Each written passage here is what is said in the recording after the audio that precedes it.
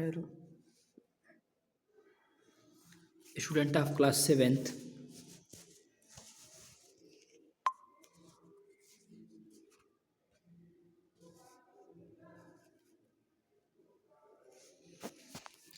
Student of class 7th बेटा, आज हम लोग स्टार्ट करने जा रहे हैं जो आपका हम नेक्स्ट चैप्टर बता रहे थे आप लोगों को, chapter 8 settlement transport and communication. हम लोग ये पढ़ रहे थे, तो उसी के चैप्टर का हम नेक्स्ट टॉपिक देख रहे हैं, सेटलमेंट है आपका। ठीक है, देखते हैं इसमें क्या है। Settlement, in a settlement house can be kachcha और pakka. The pakka house are made up of bricks, wood, iron, other concrete material. Kachcha house are weak structure made up of locally available material जैसे मड, स्ट्रा, थैच, क्लॉथ। देखिए, settlement का मतलब यहाँ पे वहाँ के घरों से मतलब है, जैसे कच्चा घर, पक्का घर।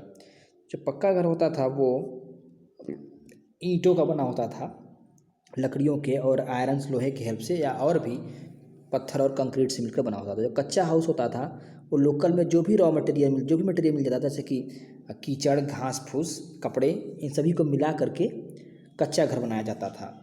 तो आइए समझते हैं क्लासिफिकेशन ऑफ सेटलमेंट। सेटलमेंट के वर्गीकरण के बारे में समझते हैं। The settlement can be classified on the basis of the type of structure and their nature of existence. जो सेटलमेंट है उसके स्ट्रक्चर और उसके नेचर के आधार पर क्लासीफाई किया जा सकता है। जैसे देयर कैन बी परमानेंट और टेम्परेरी सेटलमेंट। सेटलमेंट दो तरह हो सकते हैं, एक परमानेंट, एक temporary. The permanent settlement are the one which are built with a proper layout plan. Most of the modern world settlement are permanent settlement. तो permanent settlement का मतलब ये है कि काफ़ी सुव्यवस्थित ढंग से, एक प्लानिंग तरीके से घर बनाया जाता है और जनरली लोग वहाँ हमेशा रहते हैं, तो परमानेंट सेटलमेंट हो गया। टेम्परेरी का मतलब the temporary settlement are occupied for short period of time.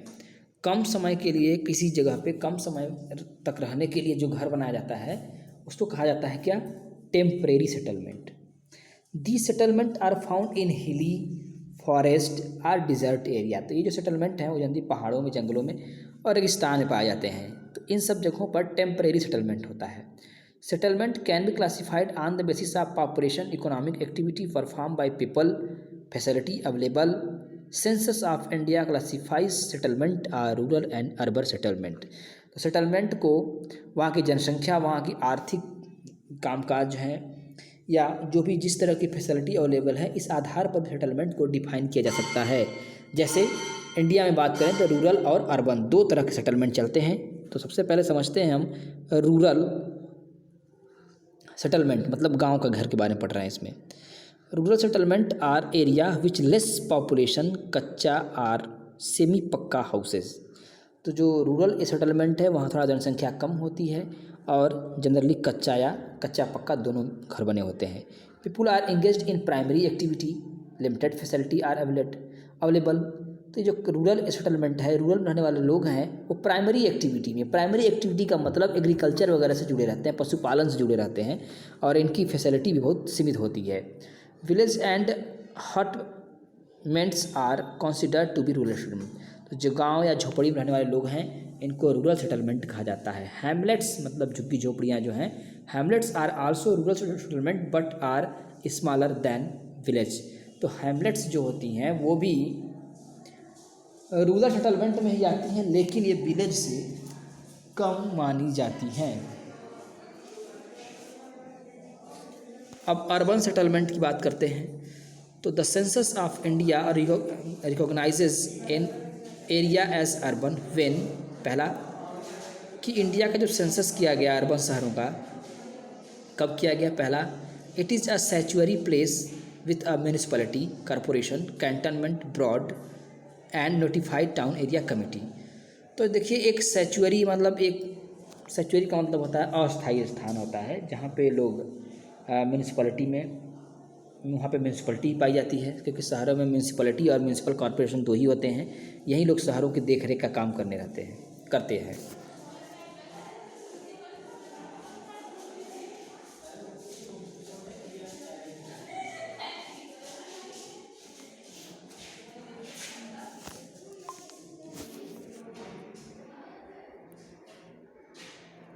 Next समझते हैं बेटा अब रूरल सेटलमेंट के बारे में। अर्बन हो गया, रूरल, अब शहर का सेटलमेंट कैसा होता है उसमें देखते हैं। Harpal and Jaspal belong to a village in Punjab, look they have to say something about their village. तो हरपाल और जसपाल जो है वो पंजाब के गांव से बिलोंग करते हैं, मतलब वहाँ के निवासी हैं, और ये कुछ गांव के बारे में कह रहे हैं। We belong to a village in Patiala district, बता रहे हैं कि हम पटियाला ज़िला, जो पटियाला ज़िला है वहाँ के गांव से बिलोंग करते हैं। Our village is very green, हमारा गांव हरा भरा है। We have big agriculture farms, हमारे यहाँ खेती की व्यवस्था है। We grow crops, vegetable and fruits, तमाम चीज़ें हम ग्रो करते हैं। We also grow commercial flower, commercial का मतलब वाणिज्यिक, व्यापारिक कह सकते हैं आप, ऐसी चीज़ें जो मार्केट में बेची जाती हैं, ऐसे फ्लावर्स को ये लोग ग्रो करते हैं जिनको मार्केट में सेल किया जाता हो। आवर विलेज हैज़ पक्का एंड सेमी पक्का हाउस, हमारा घर थोड़ा पक्का कच्चा दोनों है। वी हैव इलेक्ट्रिसिटी, हमारे यहाँ बिजली भी है। The roads are not very broad, लेकिन रोड बहुत चौड़े नहीं हैं। We don't have many job avenue in our village, both of us want to go to Delhi in further study, हमारे गांव में ज़्यादा जॉब की अपॉर्चुनिटी नहीं है, इसीलिए हम लोग आगे पढ़ने के लिए दिल्ली जाना चाहते हैं। We get a job there, हमारी इच्छा है, हमारी उम्मीद है हमें कि हमें वहाँ जॉब मिल जाएगी। टाइप्स ऑफ रूरल सेटलमेंट देखते हैं। The type of rural settlement depend upon various factor, तो जो रूरल सेटलमेंट है वो कई चीज़ों पर डिपेंड करता है। But the main factor is the physical factor of an area. तो देखिए कोई ग्रामीण क्षेत्र हो या रूरल सेटलमेंट से हम कहते हैं, ठीक है, वो वहाँ के फिजिकल फैक्टर, वहाँ की बनावट, वहाँ के वातावरण, वहाँ के एटमॉस्फियर, वहाँ के क्लाइमेट पर डिपेंड करती है। जैसे slope, soil, climate, fertility determine the type of settlement. तो जहाँ अच्छी ज़मीन रहेगी बेटा, फर्टिलिटी जिस ज़मीन की रहेगी, जहाँ का मौसम अच्छा रहेगा, वहीं पे लोग सेटलमेंट बनाते हैं।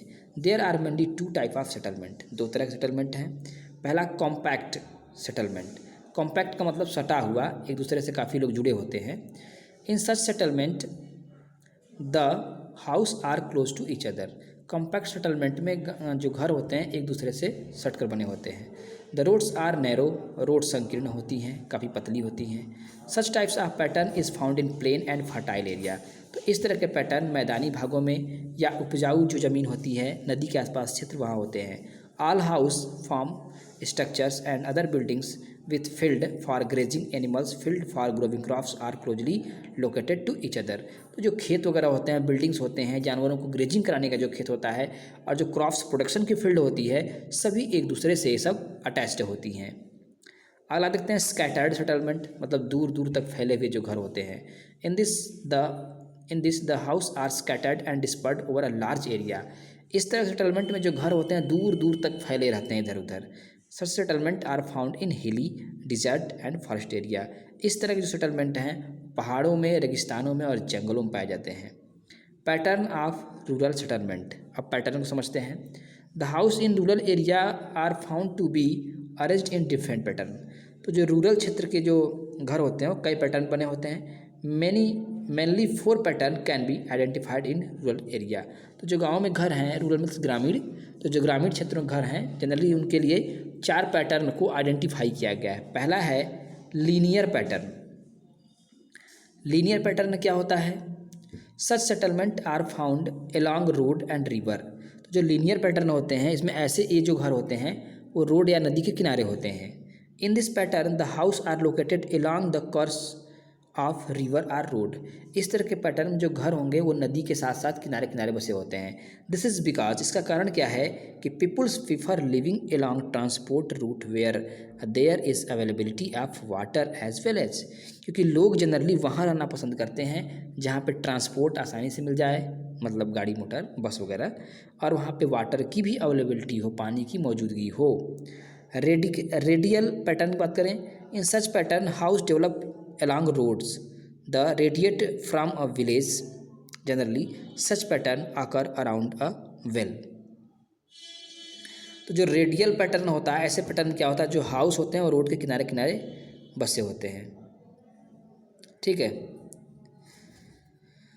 अब ये वाला टॉपिक हम लोग का पूरा हो गया।